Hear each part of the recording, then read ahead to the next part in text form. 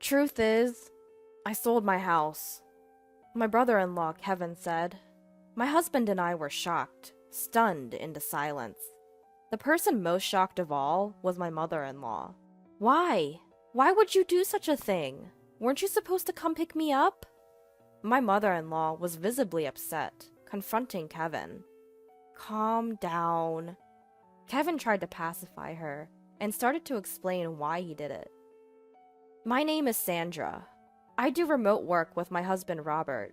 The peaceful work environment where we could take breaks whenever we wanted satisfied both of us. Then my mother-in-law came to live with us. We were financially stable, so we didn't have any complaints. But why aren't you two going out to work? My mother-in-law would look at us disapprovingly as she said this. I felt exhausted at her words, as if the same thing was starting all over again. When my mother-in-law first questioned us like this, we explained that we were working remotely. But, aren't you just playing around? I've told Robert the same thing. Are you listening? When will you two start working properly? Aren't you thinking about your future life? My mother-in-law refused to understand our job. I'm so worried. I wonder if I made a mistake coming to this house. I should have gone to Kevin's house. She would often sigh and say this. The Kevin she mentioned is Robert's brother.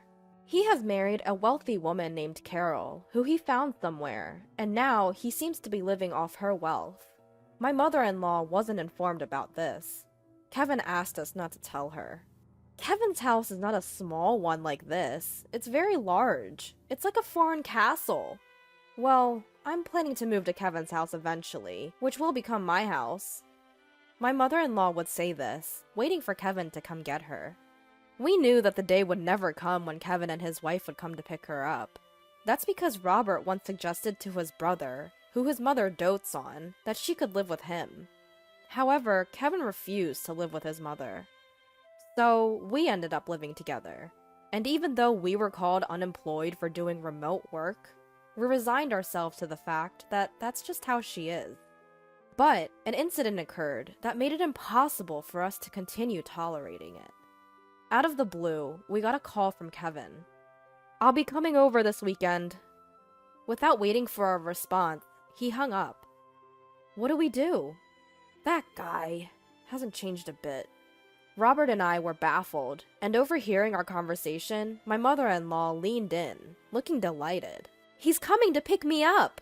Please, help me prepare to move, she said, and then dragged Robert off to her room. Robert looked troubled. Mom, Kevin's not coming to pick you up.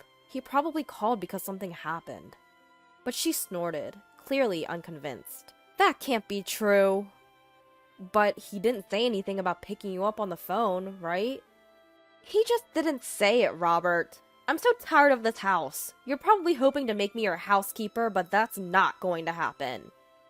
We couldn't understand why she was having such paranoid thoughts.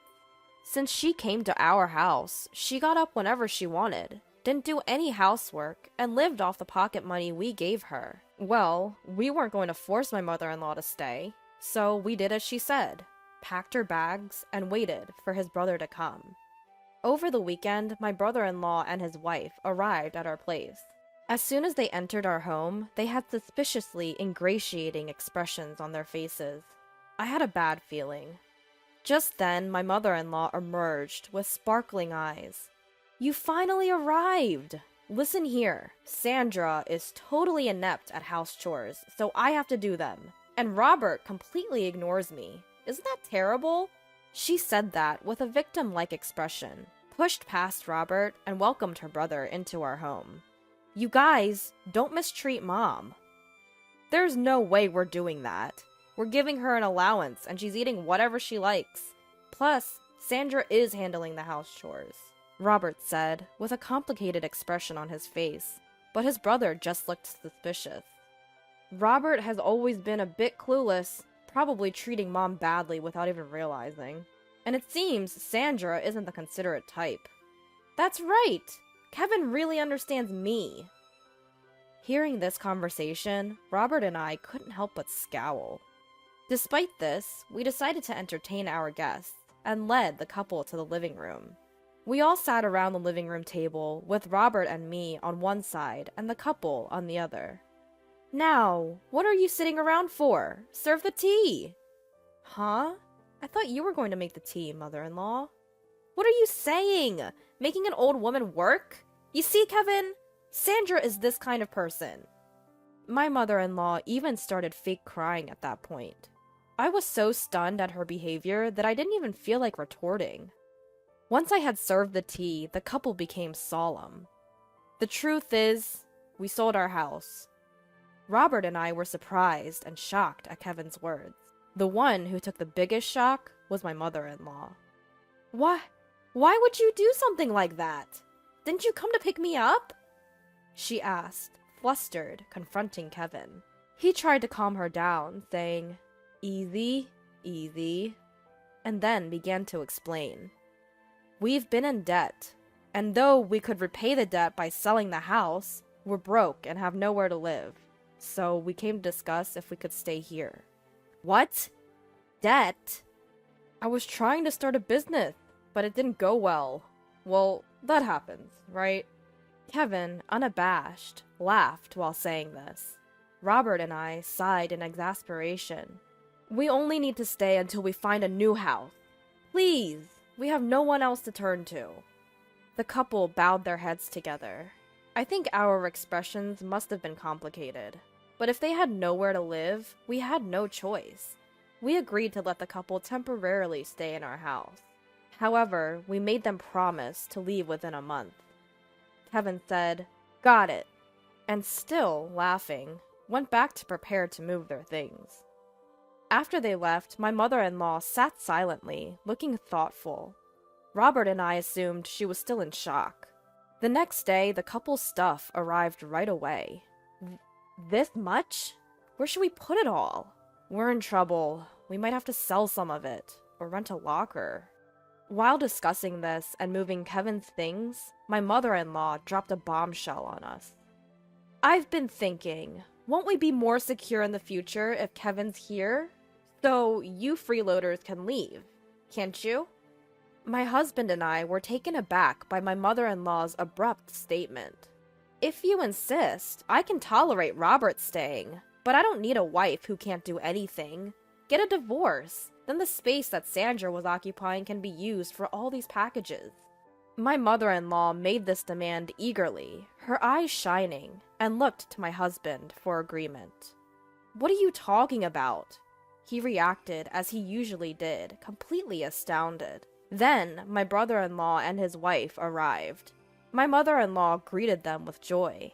Although I was still shaken by her previous words, my husband decided to ignore them for the moment and asked his brother to deal with the packages. "There are more than I thought. Try to reduce the number, rent a locker, or sell some if you have to." When my husband said that, his brother glared at him and said, "What are you talking about? These are important packages. How could I sell them? And what if someone steals them from a locker? What if they get damaged? Are you going to take responsibility, bro?" My husband shook his head at his brother's selfish behavior. "This is our house, you know. It's only natural that you should endure some inconvenience, right? If you don't like it, find a place to live, quickly, and leave." At that moment, my mother-in-law shouted, "What are you talking about? Didn't I just say, if you two are not happy with Kevin and the rest, you can leave? You're basically freeloaders. You're not needed in this house. Kevin is trying to start a business, and all you two do is loaf around the house doing so-called remote work. You're a nuisance." My mother-in-law said this as if it were her own house. My husband and I looked at each other in disbelief. My brother-in-law and his wife were surprised at my mother-in-law's words, but then they started to smirk. That might not be a bad idea. "Mom, that's a good idea. Yeah, it's a hassle to look for a place, so we could live here. So sell this house to us. Right, Carol? I feel uncomfortable with you two around, so it would be helpful if you sold this place to us. Plus, it seems like our mother-in-law is on our side. So sell this place to us."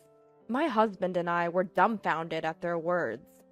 "What nonsense are you?" my husband began, but was interrupted by my mother-in-law, who gloated. "See? Both Kevin and Carol are saying the same thing. So what will you do, Robert? If you're going to divorce, you can stay here. My mother-in-law glared at me triumphantly. I braced myself to retaliate, but my husband spoke first. Don't you just say whatever you want? Why does Sandra have to leave? My husband was red in the face with anger, raising his voice. Don't shout like that. It's better without a burden around, isn't it? My mother-in-law retorted, but my husband responded in an exasperated tone. You don't understand anything. This is Sandra's house. At my husband's words, my mother-in-law and brother-in-law and his wife gasped. My husband started speaking up to them, adding to the tension. This is the house that Sandra bought for our life together. What? What are you saying? Isn't it the husband's job to buy the house? There's no such rule. Moreover, Sandra covers all of Mom's allowance and living expenses. Sandra said she'd take on that burden because your pension is minimal, and it would be difficult for you to have financial freedom with just that. Robert was glaring at his mother-in-law with an intense expression. Despite this, my mother-in-law seemed to disbelieve, looking at me and snickering in disbelief. Unbelievable! Sandra just plays on the computer all day. She doesn't even do housework seriously. Wasn't my allowance coming out of my pension? Otherwise, there's no way Sandra could afford to give me $500 a month. Moreover, my mother-in-law continued, Sandra is the one managing my pension, isn't she? You might have told Robert otherwise, but I'm sure you're dipping into my pension. She puffed up her chest and glared at me. I glared back, not to be outdone. It's true, I've succeeded as a business owner. You're lying! Divorce this lying wife already. You should live here with me and Kevin and Carol. Besides, there's no proof that Sandra is earning money. There is. Here it is. With that, I pulled out my paycheck and showed it to her. The sight of it left my mother-in-law and Kevin and his wife slack-jawed. We've not used any of Mom's pension since she moved in here. If Mom ever wanted to leave, Sandra has been managing it so she could live independently. But instead, Mom, you've been bossing Sandra around, interfering with her work. You're the problem. If you don't like Sandra, you should leave, right now. I don't believe any of this. We don't mind if you and Kevin temporarily stay, but some patience should be expected. We didn't want you two to live here in the first place. We only agreed because you begged us. Robert said this, glaring at Kevin and his wife. Kevin and his wife broke out in a cold sweat, not used to Robert raising his voice. Just kidding! But you sure are earning a lot, huh? I wish you could teach me some business tricks. Right, Carol? Yeah. While it's true we were worried about living with our sister-in-law, it seems like she's a good person after all. Kevin and his wife smiled at each other, but my mother-in-law was unyielding. Don't act so high and mighty. You're just a bum. Enough. Robert, you should leave too. You should go outside and see how harsh this world can be. My mother-in-law, filled with conviction, refused to listen to anything we said afterward. Robert and I sighed in disbelief, interrupting her with, Well, if that's how you feel, we'll pack our things and move to a new house. You guys will be stuck with a mortgage, but if that's okay with you, don't come crying to us for help. If you insist, mother-in-law, we'll leave. Even with a pension, maintaining your lifestyle will be challenging. But I guess that can't be helped, can it? At our words, my mother-in-law turned beet red and yelled at us to get out. Wait! You can't be serious! We don't have to do that, do we? Yes. If you two are here, we're safe. Kevin and his wife tried to stop us, but my mother-in-law gave us a fierce look and said, Don't you dare talk back. Kevin, you're going to be a CEO, aren't you? I don't mind you using my pension, so just start a company and show us how successful you can become. I'll show you what happens when you defy us. My mother-in-law's words were filled with intensity. Hearing this, we decided it was best to no longer get involved with her or Kevin's family and left the house. Of course, the mortgage on the house remained, but we changed the ownership to Kevin's name. Some time had passed since then. While there was some residual dissatisfaction from that incident, having been freed from my mother-in-law's sarcasm, we had resumed our normal routine. Just when we were working from home in our new apartment, as usual, my mother-in-law called my husband, crying.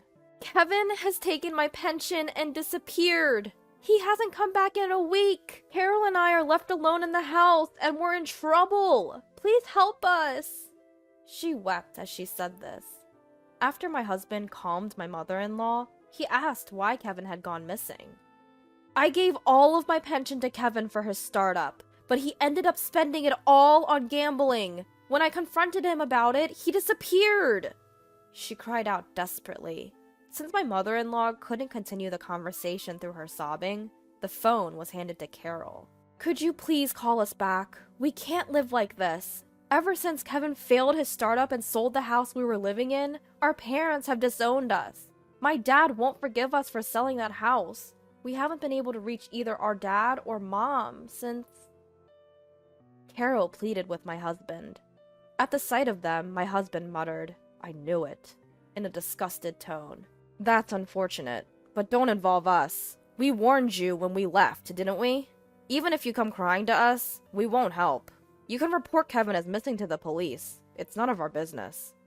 With that, he hung up. I was shocked, but my husband said, "They got what they deserved." And I agreed. After that, they called my husband's cell phone many times. When my husband, frustrated, answered the phone, Carol would cry about not knowing how to report Kevin as missing. We were surprised she didn't know and gave her advice to call the police. However, they still couldn't find Kevin. Just when we thought they might not find him, we heard that Kevin had been arrested for bank robbery in another state. Apparently, he did it to repay his debts. It seems it wasn't his first offense, and he would likely face actual jail time. Carol can't go back to her parents' home, and is still living with my mother-in-law in that house. It's uncertain whether or not she will divorce Kevin. That's probably the least of her concerns right now. She registered with a temp agency and is struggling with her first job ever, but she's somehow making ends meet every day. As for my mother-in-law, Kevin took all of her pension, and now she has to repay his debt. She has also started working part-time to repay the debt. My husband and I expressed sympathy for my mother-in-law and sister-in-law's family, but we have made it clear that we have no intention of helping them, and we have cut off all communication. They must be tasting the harsh realities of life that my mother-in-law always talked about. Despite the changes since my mother-in-law moved in with us, my husband and I are glad that we have returned to our peaceful days.